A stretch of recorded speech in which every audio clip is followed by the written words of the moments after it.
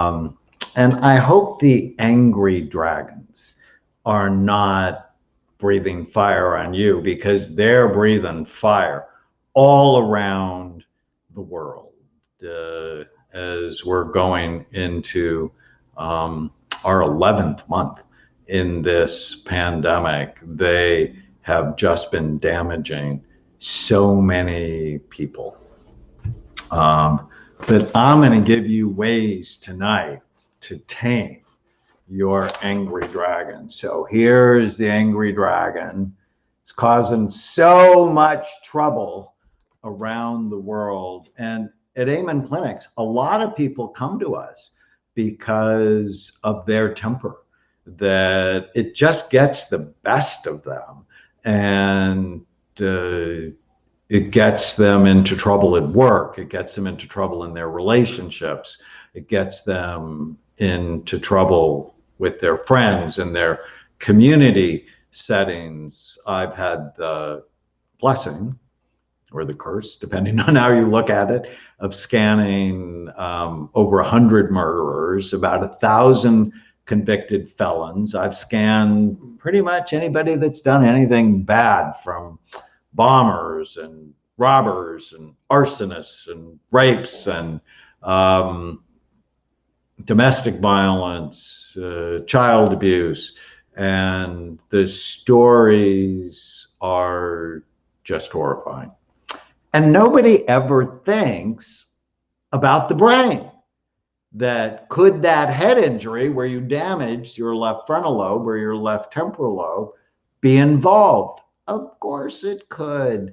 So how do you know if you have the angry dragon? So you can take our quiz, knowyourdragons.com. And if you have more than one, it's normal. But the angry dragon is actually one of the more common ones of the people that come to see us. So the origin of the angry dragon, now sometimes it's just your brain. My hero story that got 40 million views on Facebook was, I tell the story of my 9-year-old nephew, Andrew, who attacked a little girl on the baseball field for no particular reason at all, out of the blue. He had dark thoughts, horrible thoughts. It turned out he had a cyst the size of a golf ball occupying the space of his left temporal lobe. When the neurosurgeon drained the cyst, his behavior completely went back to normal. So sometimes anger's a brain issue. So if you've been to counseling and you tried to get your anger under control and you just get these dark, evil, awful thoughts, coming to one of the Amen clinics can actually be really helpful. Sometimes the origin of the angry dragon is you have hurts from the past. When I was a small child, my older brother beat me up virtually every day. I have home movies, and there's no home movies where I'm not getting beaten up. And that can cause people to be angry. If you've been shamed, if you've been disappointed, if others modeled angry behavior, they taught you this is how men or this is how women solve problems, that can be problematic. What triggers the angry dragon? When you're reminded of hurts, shame, or past disappointments. When you don't get your way. Based on our brain imaging work, actually, people follow my work know I subtype things, whether it's ADD, anxiety, depression, overeating, addictions. So I subtype anger a long time ago.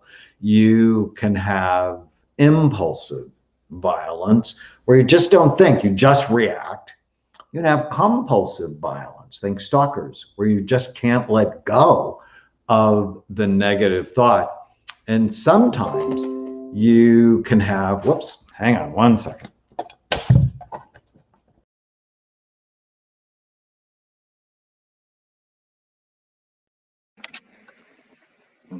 Got it. Sometimes it can just come out of the blue for little or no reason, just like in my nephew. And if that's the kind of anger you have, scan. Could be really important. So when you don't get your way, that's the compulsive violence. That's our persistent brain type. And if you want to know your brain type, I know I have dragons and brain types, brainhealthassessment.com. Learn which of the 16 brain types you have.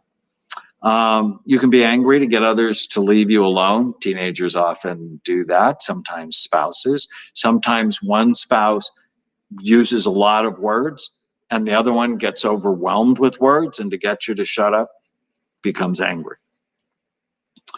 So how does the angry dragon cause you to react? Rage, irritability. You're rude.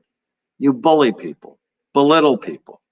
You're annoying, fighting, punishing, stonewalling. You stonewall people like you just won't talk to them. It's one of the kisses of death in a relationship. So if you want to get divorced, stonewall the other person. The other one is contempt. So how do we tame the angry dragon? 8 ways. Number 1, see it as a problem. See it as a problem to solve. So start tracking when you get angry. I often tell people you can't change what you don't measure. So I have my patients journal, it's them or their children. Clarity of goals. Know what you want in that situation.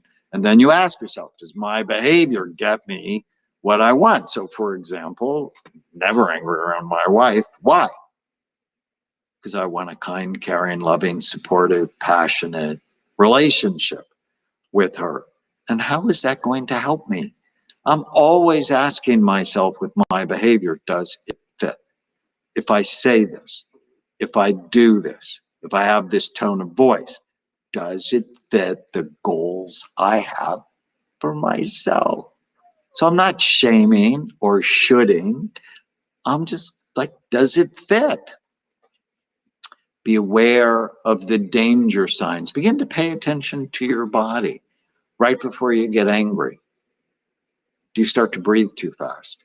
Do you get confused? Do you get overwhelmed? Does your face get red? Just begin to pay attention. Protect your blood sugar. Anger is likely to come. So I've treated a lot of really well-known people, and one of them had been arrested a lot. Like, famous and in the news in a bad way. And when I took his blood work, I caught he had a really low blood sugar. So he had hypoglycemia, low blood sugar. So if I got him to eat, which he did 4 or 5 times a day, small meals, and protect his blood sugar, no more issues with the paparazzi or the police. Protect your sleep. When you get less than 7 hours of sleep at night, you have lower overall blood flow to the brain, which generally means more bad decisions. Breathe. You start getting upset, this is going to take less than a minute. 3 seconds in. Hold it for a second. 6 seconds out. Watch what you're thinking when you're breathing. But if I can just get you to do that 10 times, when you're really angry at one of your children, or you're angry at a customer, you're angry at your spouse. 10, not fast, slow, deep breaths help you so much. You really feel like things are getting out of control, take a break. I call it the bathroom technique. You're really upset? I have to go to the bathroom. Nobody argues with you. And if you're really upset, just take a big book to the bathroom. Take a time out. And if these simple things don't help you,